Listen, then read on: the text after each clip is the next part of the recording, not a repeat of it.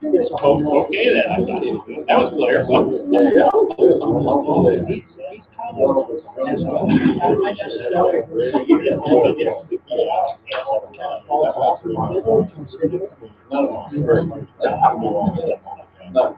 Yeah, of course we do.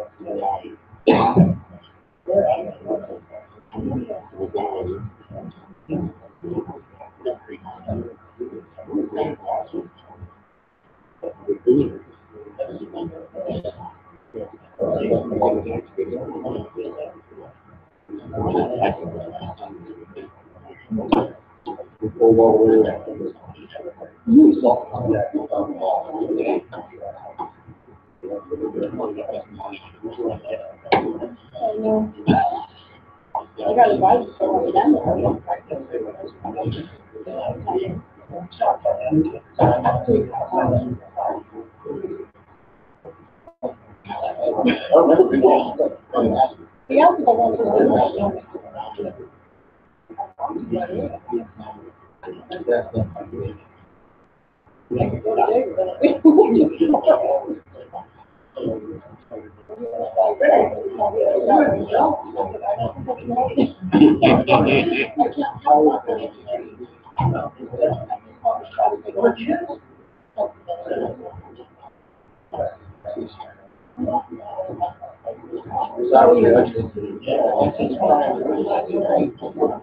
Oh yeah,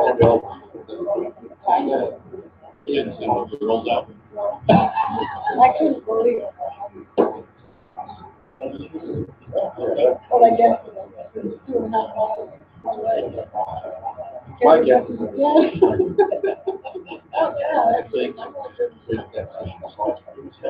Yeah. Oh, yeah.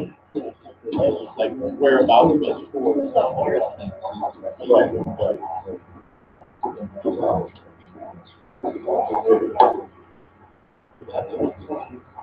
That's good about things.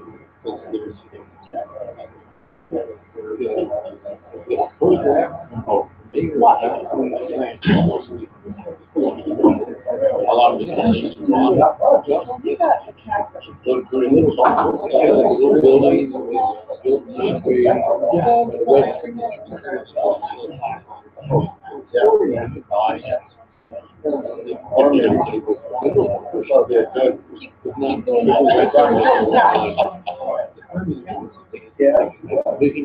So that makes me happy.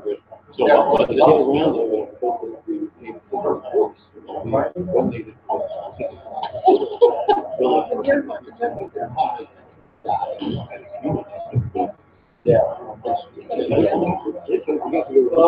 Yeah, that's a good one.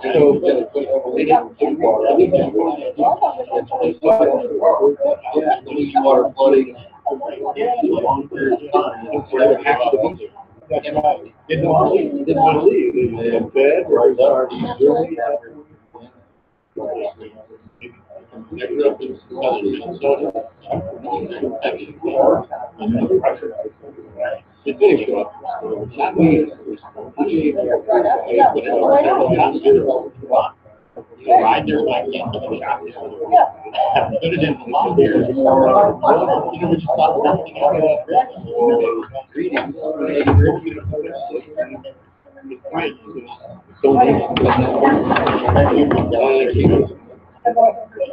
Now we feel bad. We should give them more money. Well, I definitely think that's true.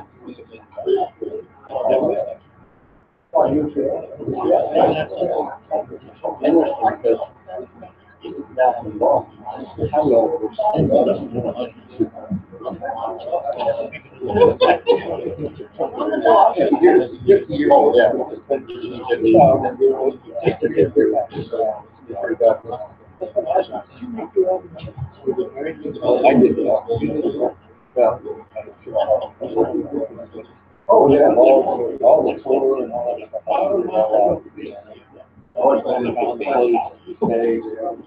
you know. Yeah. I can understand why.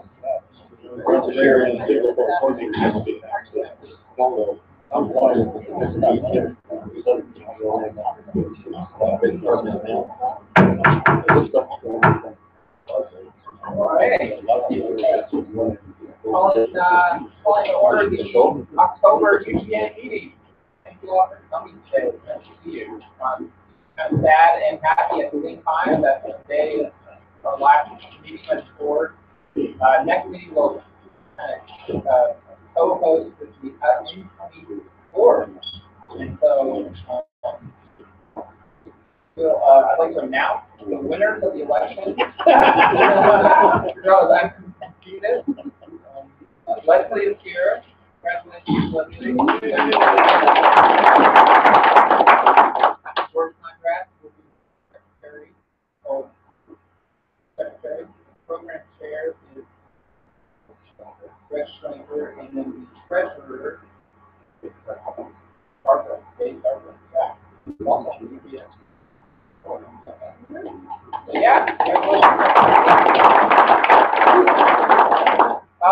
Also, I'd like to take a little time to thank my board members. I miss them, and there are official flags here. Just on the middle of I also got some good cards, but I have members that are here.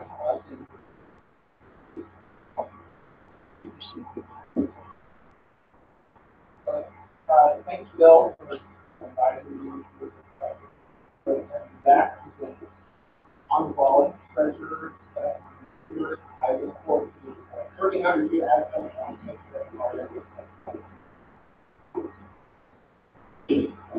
and I also have Emily, who really brought in some great speakers during this year, and during this environment. We get around to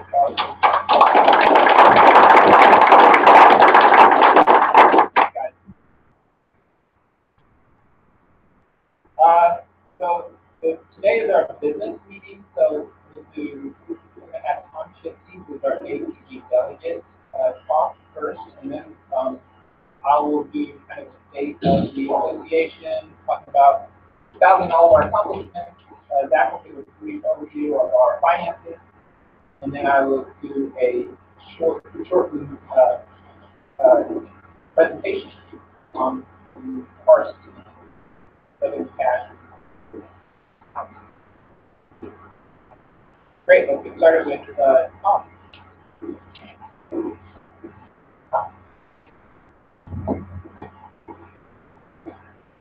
Hey, just I'm doing this. I'm your delegate. Passing around one of my thoughts and delegates to provide a report on down.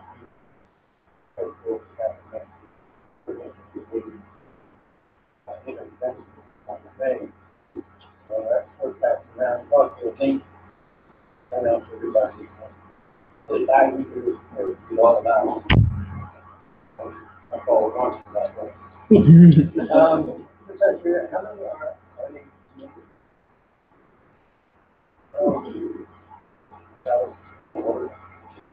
so I thought I would, in the report and here, a little bit, what's your national, why you're I was affiliated with the ACG by that member, a lot of the names, the team names. So, one is what you're or a lot of financial benefits. UGA is now hosting 3 ACG national annual expenses. Building that for others to be a lot of financial benefits. The other thing with ACG is data filters. We got a lot of population on. We come into the match. We host some meetings that we have president's section. And we go to that meeting and get a little to get some money out of the ACG section. We share the people to folks and unfortunately they're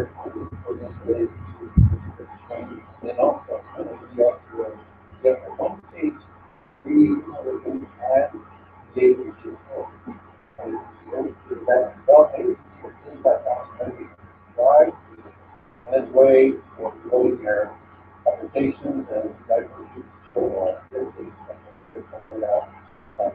a lot of benefits to the environment. One of the reasons, but being affiliated with the UGA, that's something that's it's of our members, not necessarily paid, dollars. Our members, we have to let anybody wants to be a UGA member, be a UGA member. So it's not necessarily cost. Coming to the board this morning, and I was president until 18 years ago. And we had a member who was from India. He had the documents, so he had the guy.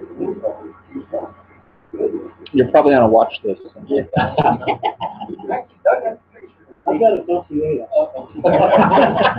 Standing by Gaddafi and Saddam Hussein, others there.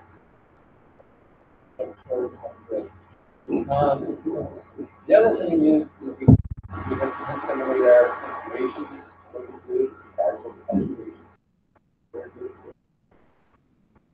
and finally, we have to have delegates before the delegates. The number of delegates depends on how many members I mean, here I don't see some delegates on alternate, here on alternate. And that delegate, that the number of responsibilities, that is number 8. The other is the phone information to the community of what we're doing. And then most importantly, evaluate energy applications and other energy practices. So far, I have been here about a year and a half. Zero officers. So, I would encourage you, friends, and students, so it should be members of the ACT. People with body. Really have to.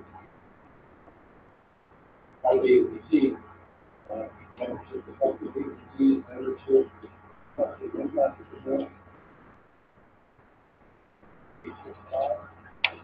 Chevron is paid membership. Years really fast.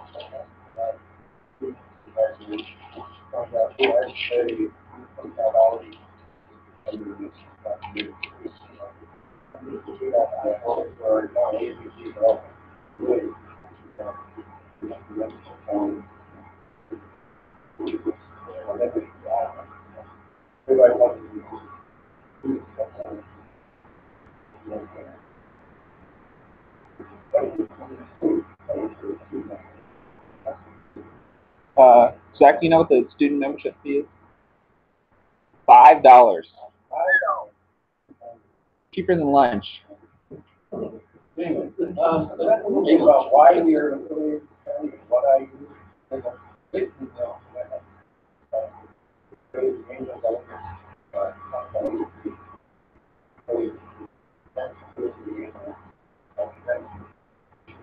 here,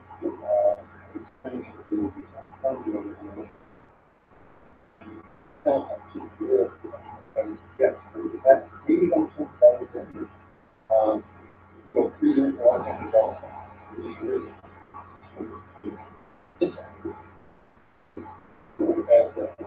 Also benefits.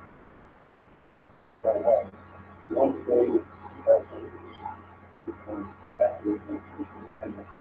so, this deal with happened has a lot of we're meeting, going by the hours, and then that us as really excited with members and going in, signing, and do a button. I wonder probably like $300 one vote. But someone who see all the changes that kind of go to the money, all of that. Big proposals, one of them passed, and one passed, and or kind of issue. One didn't pass. And there was this company, it's really one very fine. all the agency methods. You see the local, where everything's straight out. These $125, one is taken off right away. As it seems now, those units like bonus added out. They raise and so the intent to take that authority away from all the funds, it's paid to put it in the hands of the state to the executive. So this is the way you put on by those people that are against it. The council of competitors, no one will have the authority to raise these taxes. And the argument is made that if you put up too much, it's a hard time to remember. And so, so I go to the majority of he's still in the end of the application about this. Then there is a big one, a lot of discussion.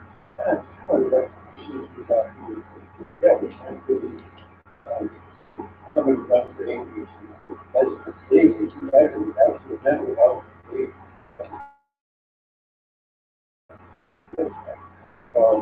Unlike UGA, where it's not for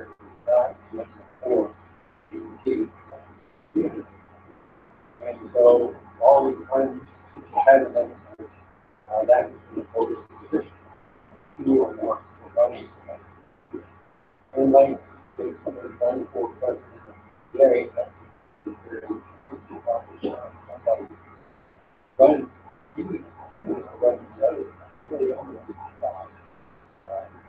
and all of these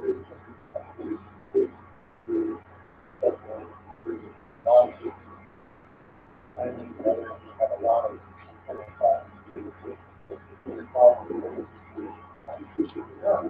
anyway, basically they're putting in there, but that's two small kind of take that. And so we recommend one or more together. In other words, they find one person and let it out. So this is a lot of times. Unlike the other positions,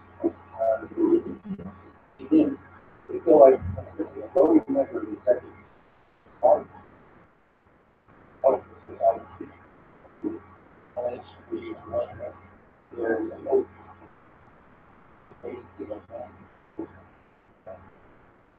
And so, and apparently, that's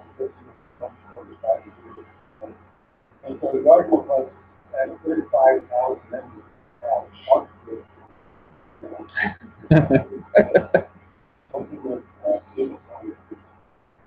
So those are the two big issues that basically the finance.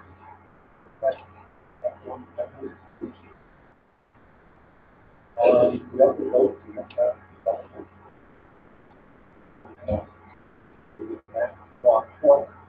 we'll meet again in May. What I should be getting those possibly people to be listening up, add that as a link prior to the meeting. I use algebra like me and to let you know. Also, we have let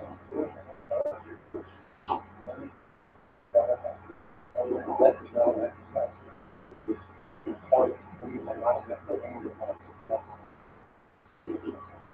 that kind of a summary of the report. Great. Thanks, Tom.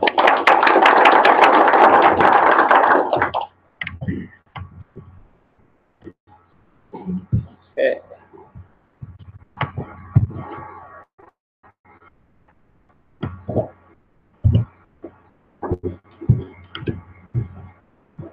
Oh, that looks blurry.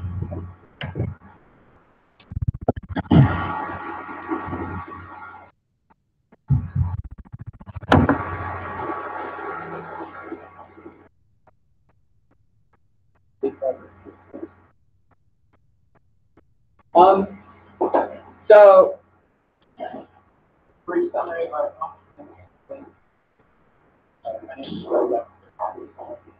before that, I'd like to announce the 2008 winner of the Lee High Country Award is Mark Chan of Hughes. Very important.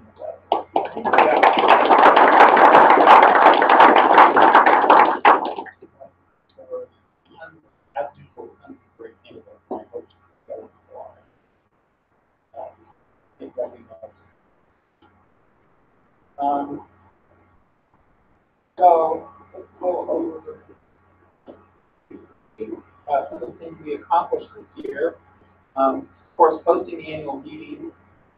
We just released the new guidebook. It's about, you have to turn the disc. So that's where we are with it. And as a reminder, there's not a field trip associated with this guidebook. Hosting the field trips for the annual meeting. Actually, I kind of decided to do this guidebook, but I wanted to run with the topic.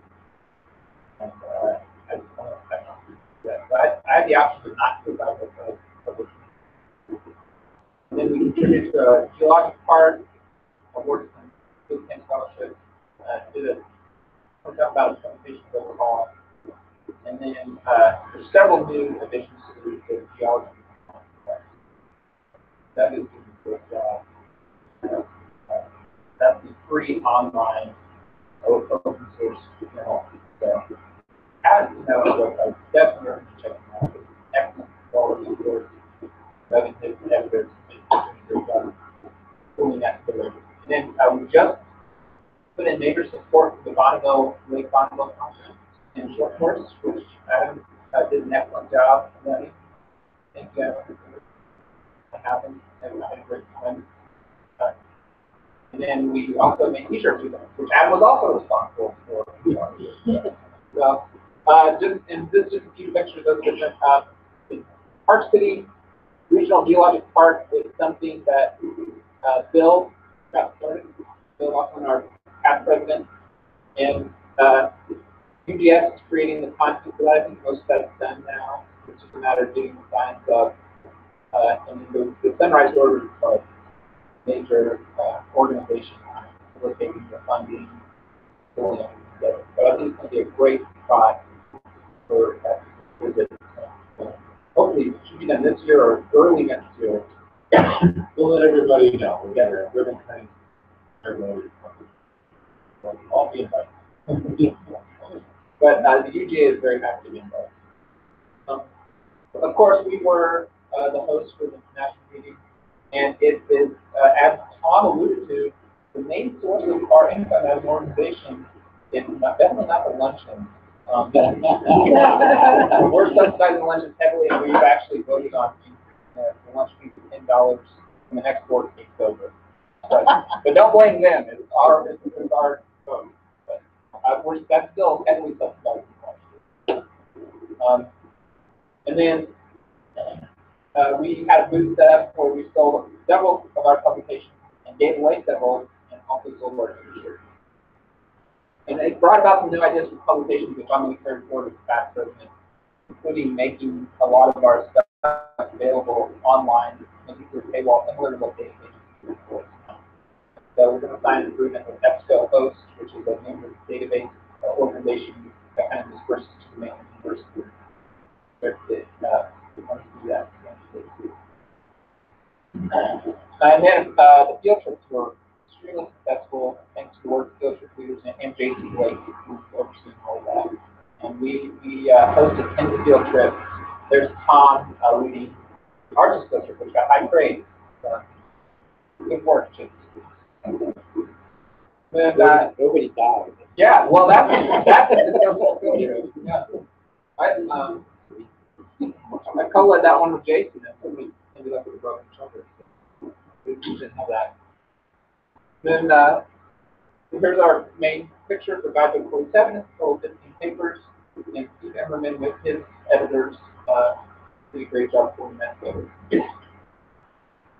Then the t-shirts, I promised, they'll be available in bookstore very soon. I think a lot of people have them. But we did make t-shirts. Emily did the design. He's not here today, but she's a program chair. Adam, you did all the pictures. So, and here's the kind of the list of the different schools who received the students from different schools who received field camp scholarships. We gave away 15 this year, which is higher than usual. But we felt there are a lot of touring candidates and kind of got a good description of diversity. It's kind of sad to not see any UGA students in there, but I think because they did not this year. Hopefully that's my understanding that it wasn't a lot of this. And with that, I'll turn over the floor to Zach. Oh, Yeah, there's only one. I left out the U. Yeah, there's 3 to the U as well.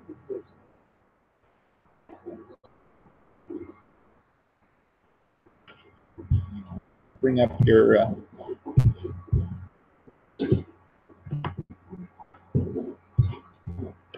That's the one you're looking for? Hopefully, I mean, kind of hard to see the numbers. Good. We do have paper copies of this as well. I'll kind of speak to some of it and say some of the numbers too that are hard to see. This is our financial year ended in September 30th last month.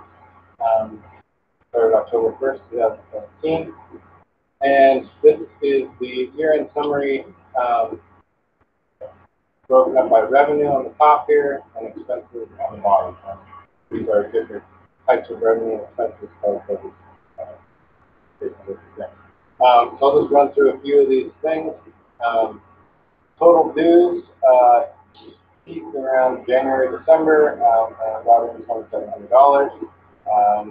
Had a few miscellaneous incomes, mostly credits from just a credit card. Luncheons brought in $2,800.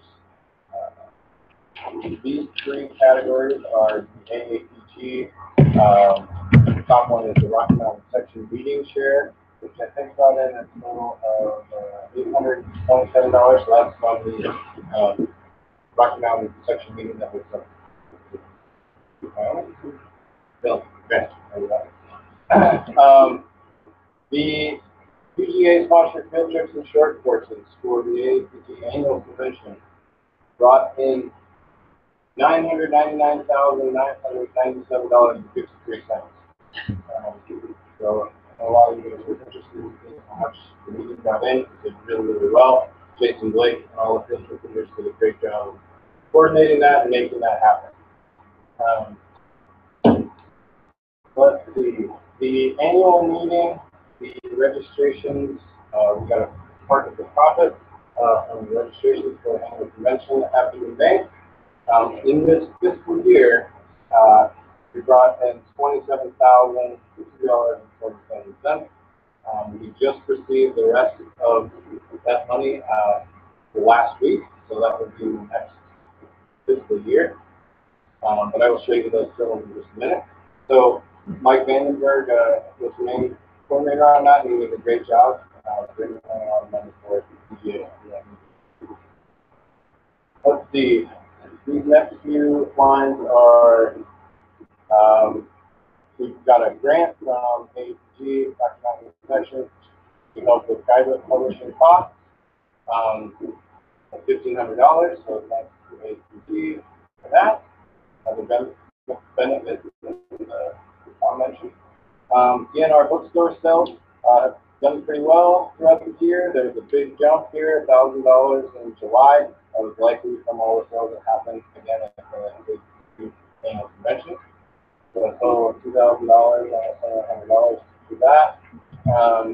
Data pages brought in about $5,100 throughout the year. Guidebook contributions from the price spending, that was $2,800. T-shirts have brought in $182 so far, so buy a t-shirt. Paul said they'll be available in bookstore soon. The golf tournament for 2017 brought in $4,700. I haven't received a check yet for last month's golf tournament, so that will be next financial year. Scholarships, donations throughout the year have been through small donations from All the members was $538, and then $555 in interest. Any questions on revenue before I go to expenses? Total revenue is the question. $152,111.54. All right, expenses, again, broken down. These yellows are mostly kind of operating expenses, tax preparation, office supplies, website maintenance, insurance, bank fees, business license agreements, and office expenses. Don't know what those total, but maybe around $2,000, something like that. Luncheons, we spent $4,934 on luncheons this year. That's not including the picnic. Annual picnic, $800. A few expenses for APGs and lectures. And then these are here the expenses for the annual convention and the interest and short courses. The short courses for financial year total $68,792 for the expenses, and we spent about $3,400 on the annual convention. Let's see, guidebook publishing. The majority of that expense was actually just came in for the next fiscal year. This year we spent about $900. And then teacher of the year, field camp scholarships, like Paul mentioned, we gave out 15 scholarships, $1,000 each. So we gave out $15,000 scholarships for field camp, which is great. Let's see, what else is that? Donations and financial awards, $2,100. Some of those, a lot of that went to the geologic Countrywide Book Park that Paul just mentioned. That's going to be opening soon. And a few other things like the student chapter of university. See. I think that is about it. Shirts, we spent $1,000 roughly on shirts. So buy more shirts. $400 underwater right now. Yeah. Okay, can you slow down? So our total expenses for $100,205. So here's kind of the bottom line. We spent $6,000 on, or we brought in $6,000 on education. Oops, sorry, there's a little lag. There you go. Spent $17,000. Guidebooks brought in $11,000. Spent $900 this fiscal year. APG field trips, and this should also say the annual convention income $127,210, and we spent $72,000. So we made a big profit there, $54,000 for this fiscal year. Lunches, we brought in $2,800 and spent about $6,000. So as Paul mentioned, this has been pretty typical for each year. We've subsidized about $3,000 to $3,500 in lunches. And general income and operation costs brought in $7,000 and spent $34,000. This is our total account balance as of September 30th.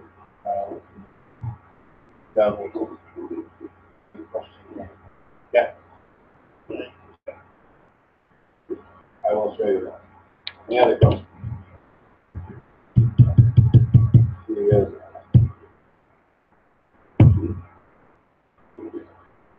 So, you make it for you. Up to my desk.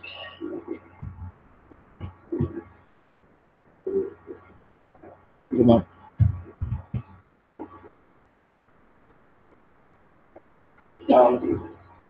These are the field trips, and their expenses, and the revenue from registration for those field trips and short courses. And in bold here at the bottom is the profit for each field trips. On most field trips, they really keep all the field trip and short course leaders for putting in time and effort with the organization money. Total income from the registration was, like I said, $99,997.52. We spent about $70,000 for our profit there on field trips and short courses of $30,000. Almost pretty well. Really well there. And then for the annual convention, we spent $3,400 on various things. And in this fiscal year, we brought in $27,002.37. And we just got the check that will show up for next fiscal year for $64,700. Total $91,740. Gives UGA a profit of $88,254.41. So with another $30,000 on top of that, brought in over $100,000. So big thank you to Mike and all the team that did that, and all the good membership. Yeah. Any questions on that? Exactly. Okay.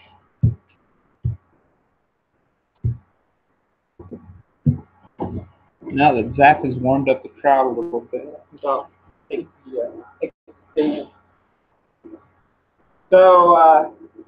yeah, there's a lot of talk with the board about being fiscally responsible, and we won't always have great control of Mike back and forth, so we can't depend on anything. But right now, there are major sources of income.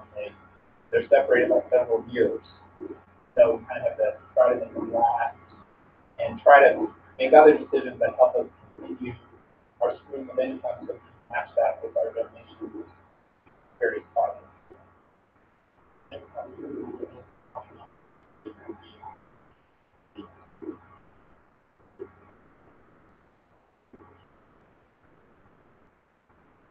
Which both requires a lot of devotion and time, but it's definitely worthwhile. Yeah, for those who are interested, it's definitely worthwhile. I've been involved with the last very little. Usually what the same.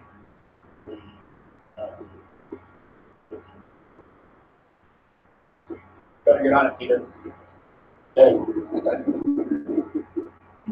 Okay, I'm going to talk about Carson, Southern Cache County, focusing on a spring.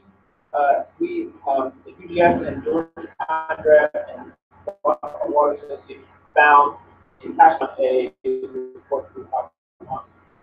This is kind of a practice that's going to be very similar to what I'm going to present in Indianapolis for my GSA oral presentation there. Scott and Don and things wrong with this, feel free to chime in, correct me after the fact. You guys are very familiar with the area. Stephen Kirby worked on this. Pretty much the first author. He let me put my name first in this case, but he contributed quite a bit to this.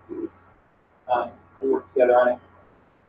So this is kind of a side project, yes, special studies on there, where we characterize the situation for Powder Mountain, which straddles the county boundary between Weaver and Cache County, the southern and Cache County.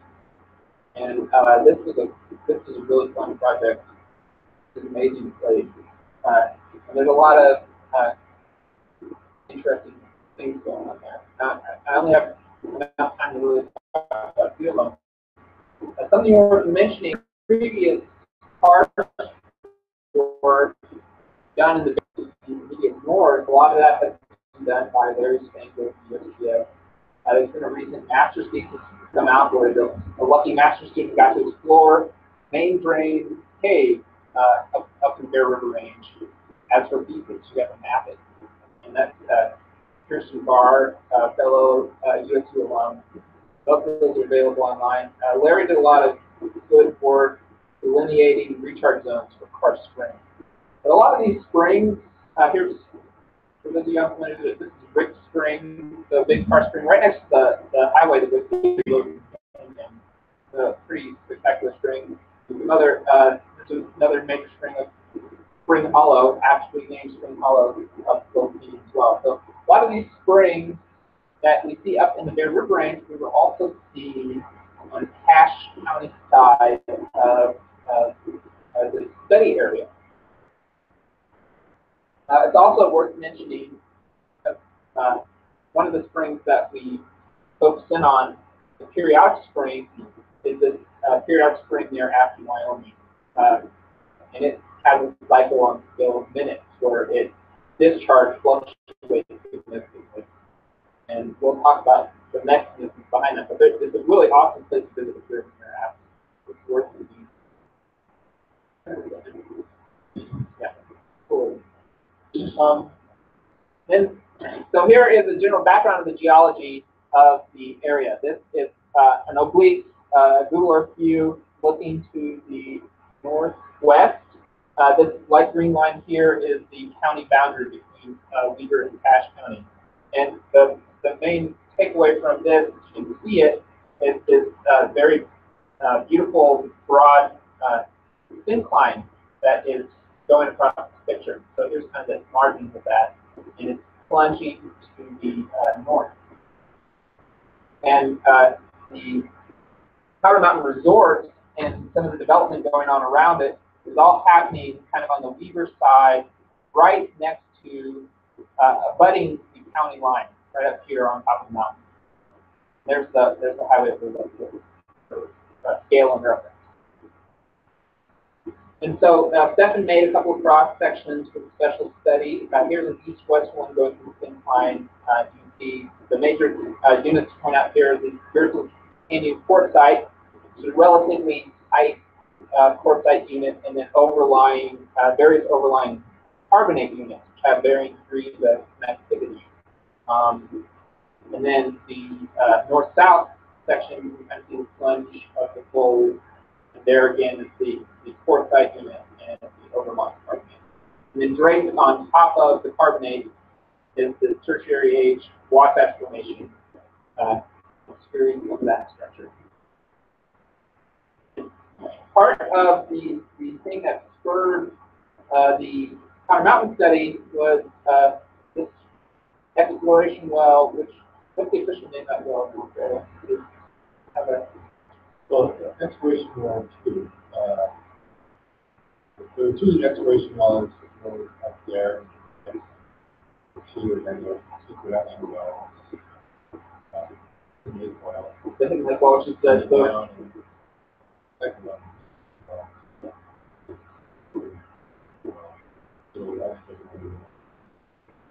the lower carbonate unit. Not involved. Third one. I think that one.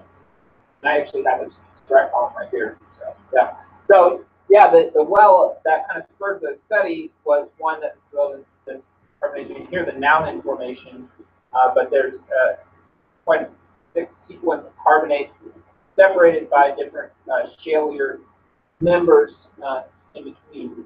And the Bloomington well penetrates these lower carbonates above the Gerson Canyon, and that hidden lake well penetrates up here, and then the well that you guys drilled recently is the Langston and Butte Formation. Yep.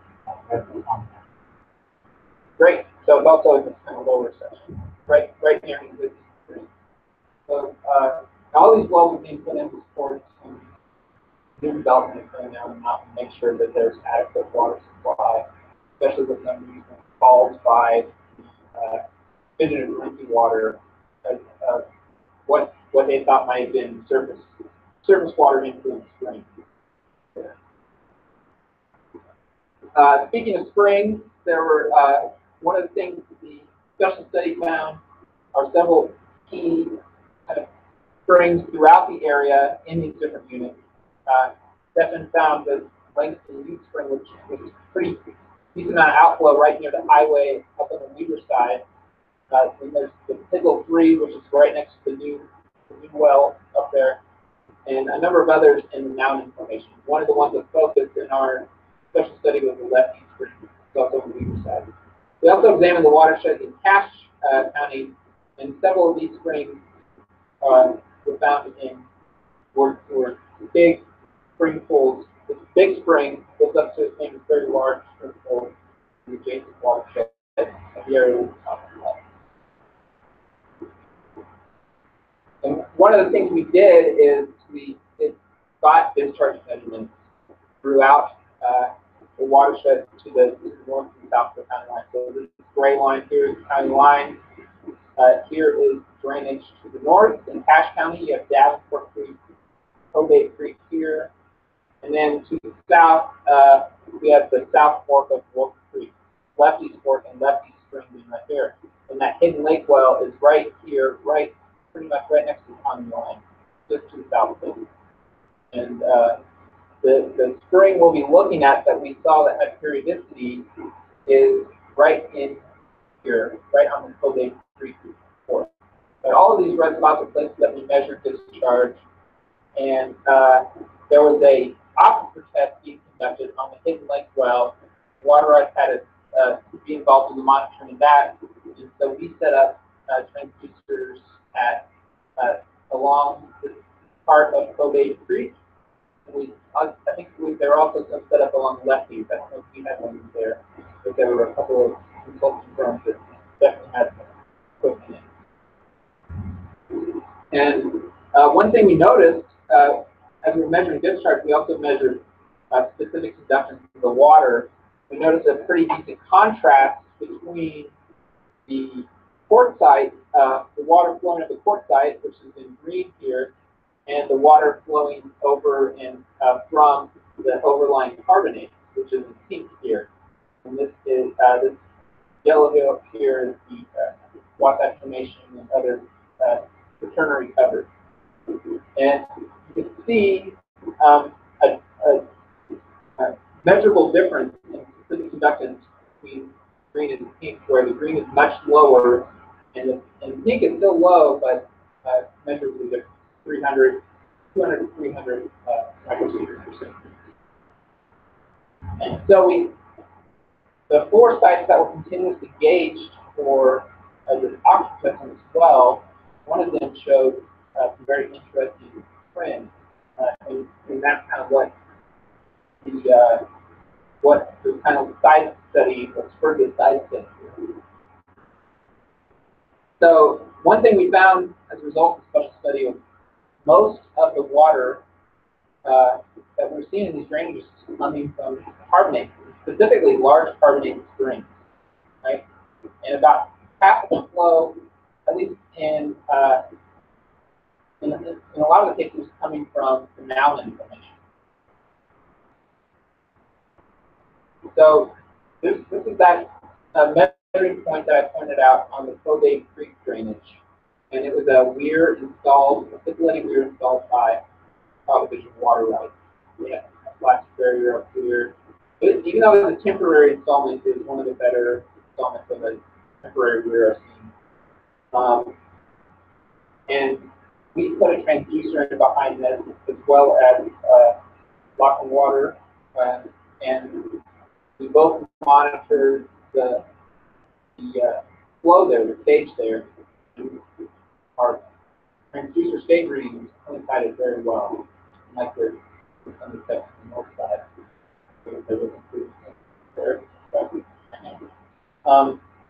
Here's what we got.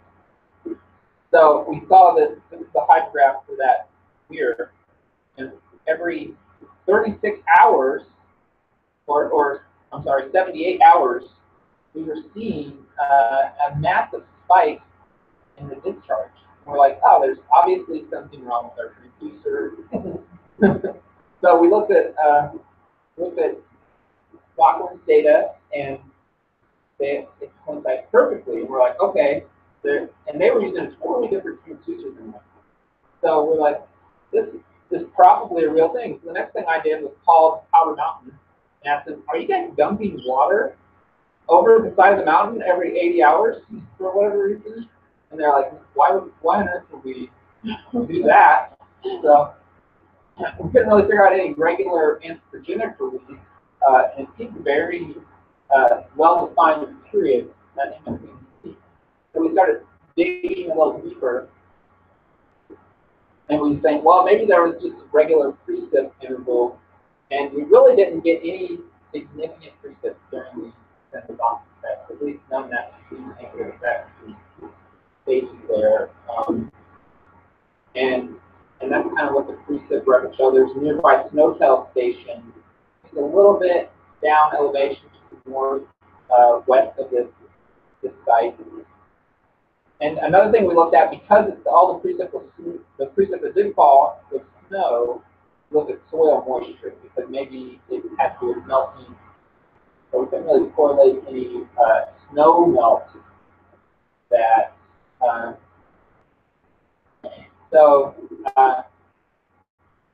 Not too long after, George Conrad sent us the trail cam footage from the Cultivation Creek drainage. And sorry, I'm also the program chair today. I was also secretary last year. So we'll play this little video and focus in on this area right here so you can see the variation in flow.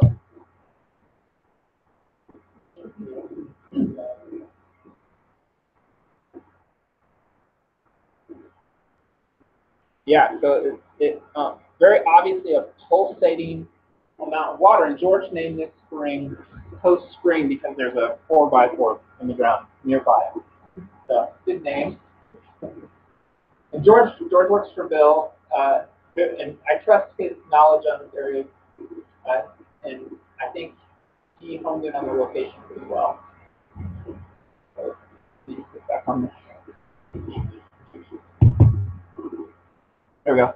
So we had to kind of hypothesize why you would see this kind of fluctuation in flow in a creek or spring.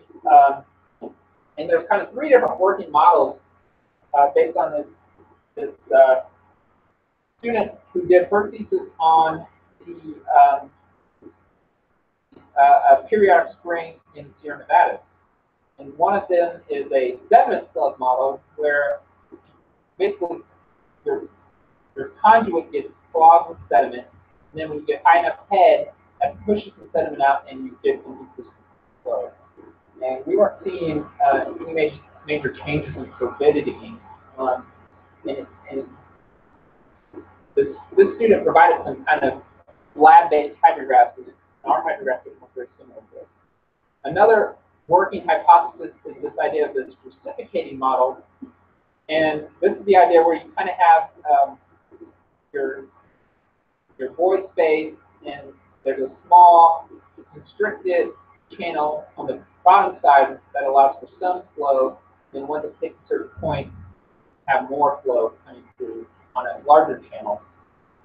And this also didn't really match the lab-based hydrographs very well.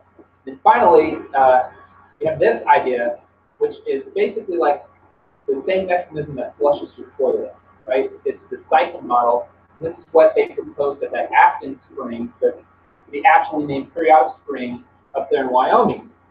And it's where you have some kind of siphon tube near the bottom of your reservoir, and it slowly builds up to the point where it reaches the siphon, the entire reservoir, where it's very much.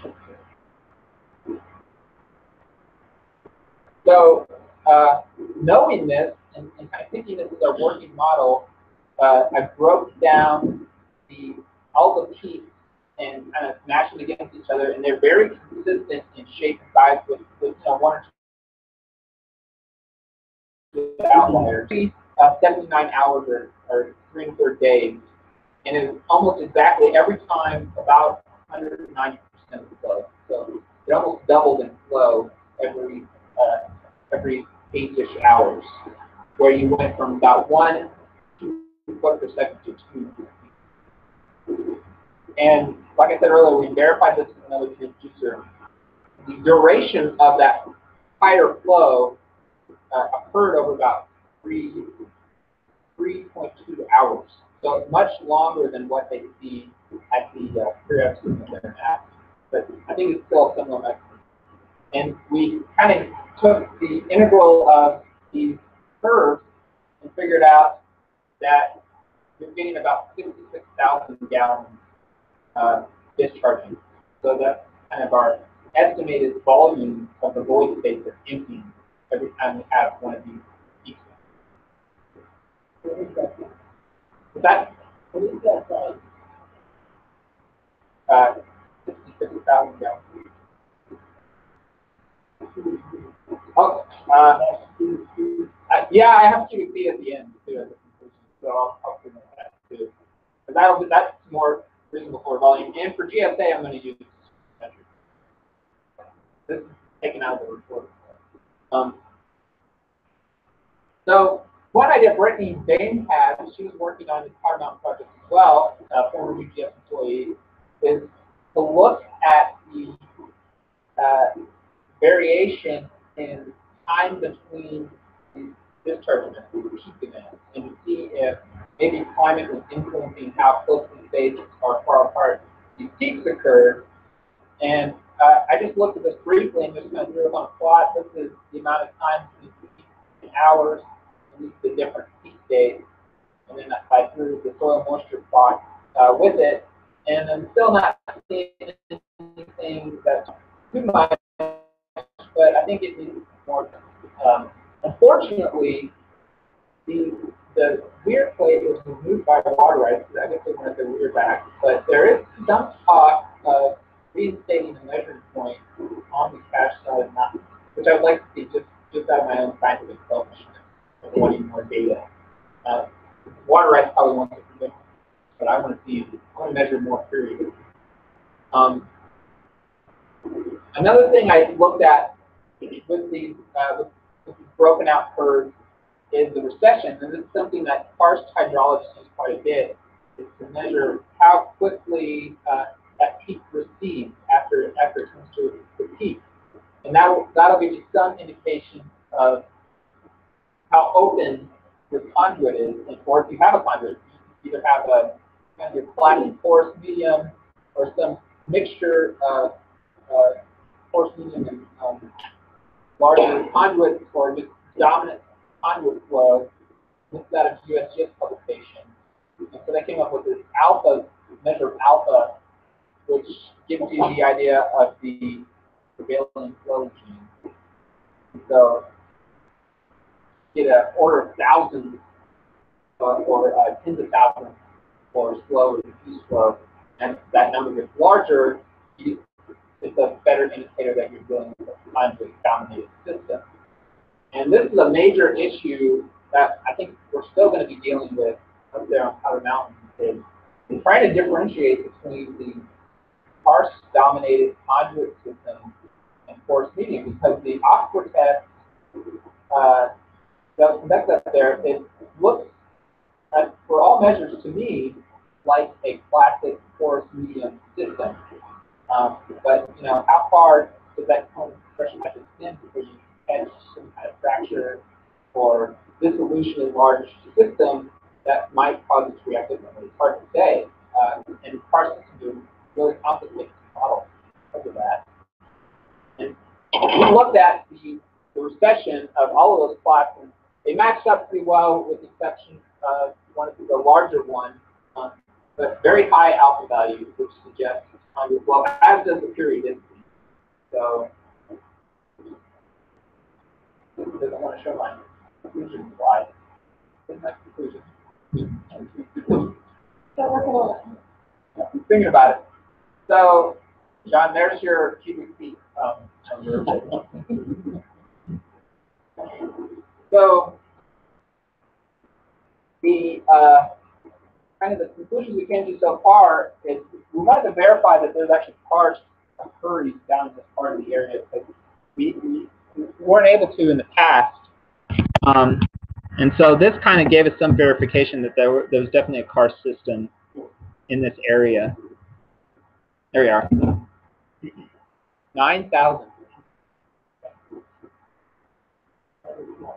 Yeah. How big is that? 9,000 cubic feet. I have a hard time imagining volume. So there's definitely conduit flow going on. We definitely think it's the siphon controlled periodic system just based on the behavior of the hydrograph, and we think that system is it's not huge, but it's big enough to influence the flow of this creek.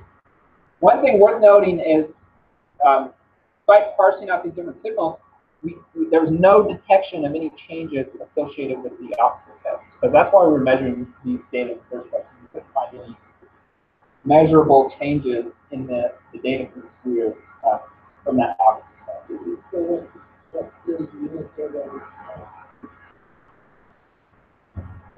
There's still a little bit of debate going on there. Stefan thinks it could be connected to the Naunen, but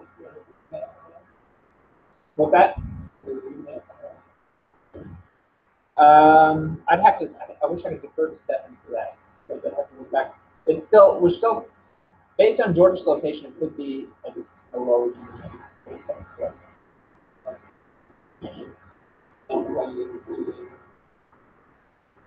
Yeah, that could definitely be a possibility, and yeah, well, and it's fairly far away from the well too. That might have something to do. Unfortunately, we weren't really doing any kind of continuous monitoring of the chemistry. With these siphon-based systems, you would expect to see higher dissolved oxygen during the peak because of kind of the flushing of the siphon system. That's based on that master student. And that student had the luxury of finding the cavern inside that was draining. So that'd be kind of cool, but I guess there wouldn't be a huge space, but it'd be neat to be able to measure both inside and outside. We don't really have that much. So are there any questions on that? I kind of tried to shorten my presentation a little bit, not just to practice for GSA, but also to kind of give it time to review. Well, there's a lot of really good data. I think it's been collected up here on that. So might be able to expand on this idea a little bit more. A little laboratory. Yeah. I think there needs to be a formal.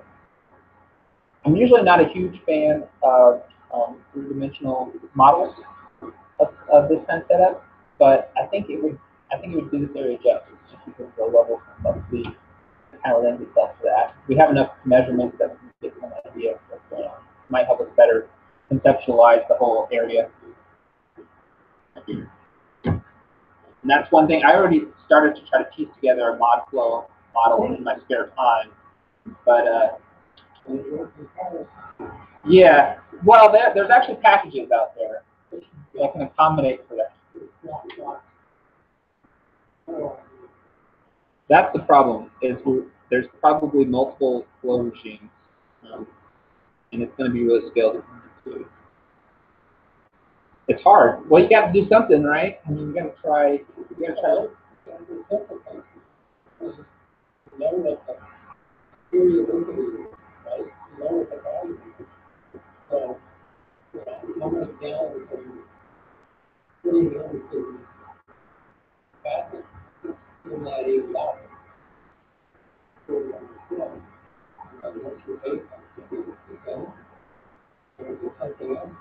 Yeah, so it's kind of working at Brittany's idea of how many hours it take to fill, and what kind of climate influence there is. Yeah. I really wish that we had spring data, like data from the spring runoff season. So this was during basic load, because the spring in Afton, you cannot see the periodicity during peak runoff. So it'd be interesting to see how the spring reacts during times of higher peak.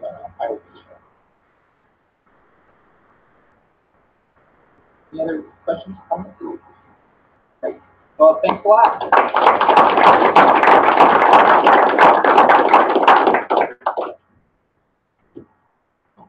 So that concludes our meeting. Please do renew your membership. It's getting that time again.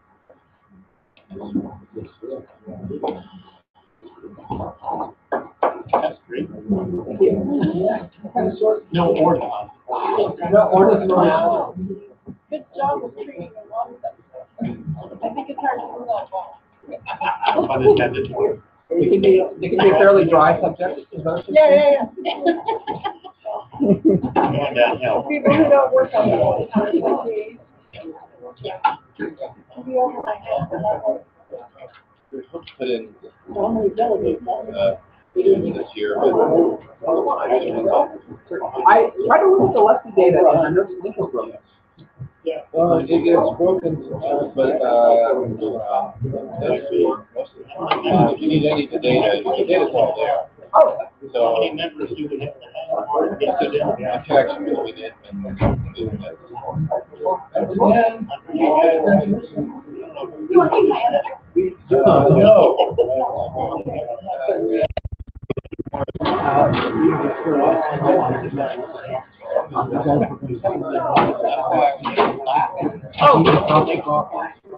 Do you have them in your? yeah. You go upstairs and buy one? Yeah, I'd like to. Yeah. That's convenient for you time. Yeah, well, we can run up right now and I can connect on breakfast. Is that okay? Yeah, well. Been around forever.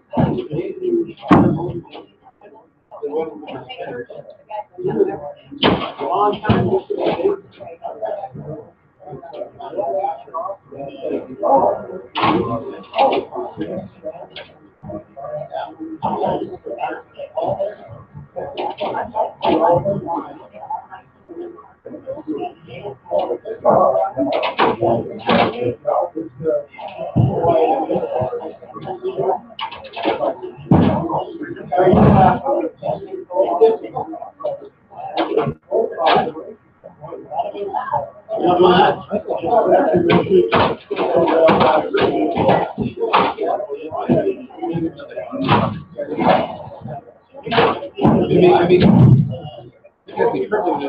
It looks like everything else, and you know, just give you the logos, and you just change them, you know, and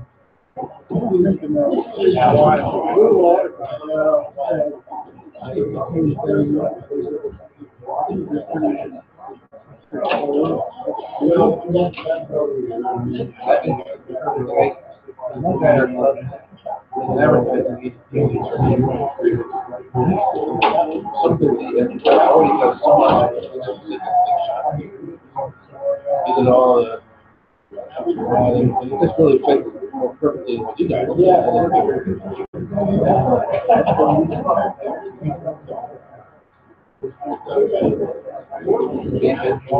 Talk more.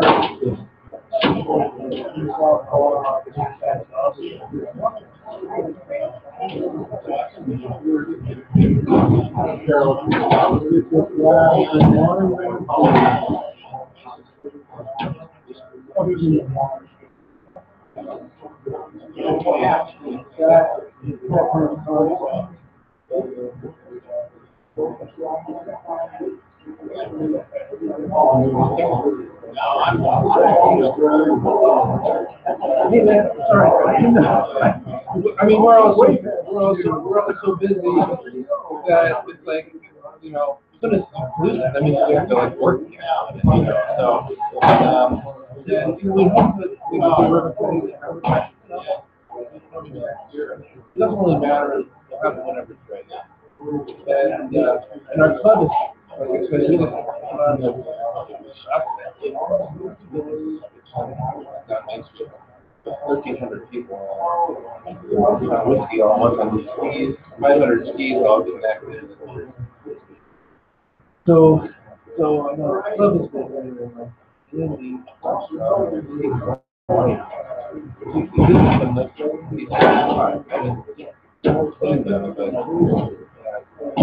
Having trouble finding someone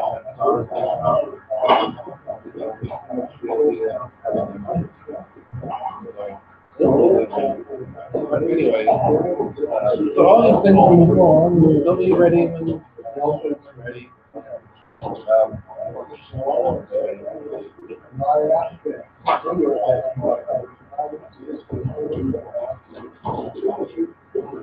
Yeah. Whenever you need a formal thing, you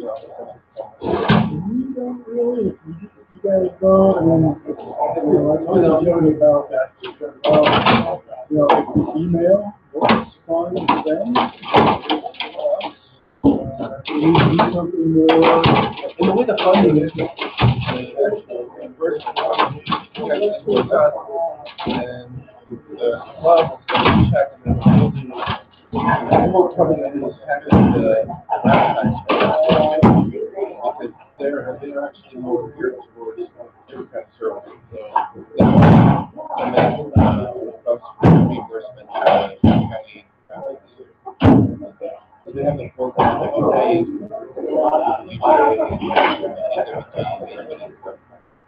and we don't need it all that. So you just send us your bill.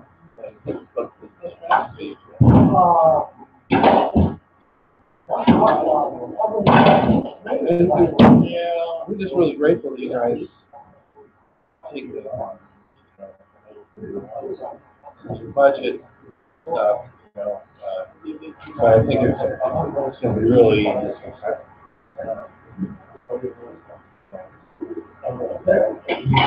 okay. I'll reply.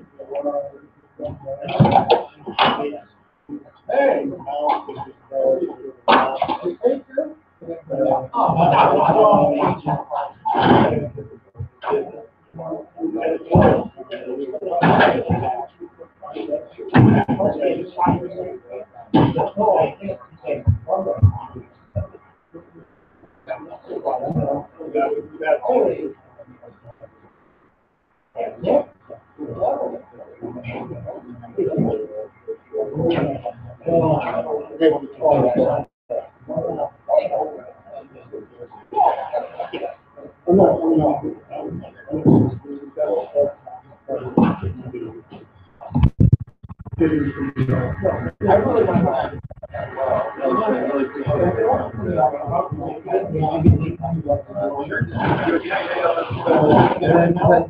Once you're happy, then we'll send them smart team.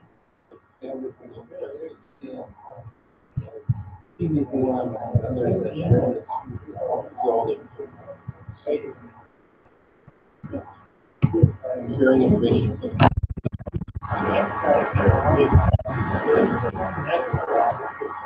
That'll be the day.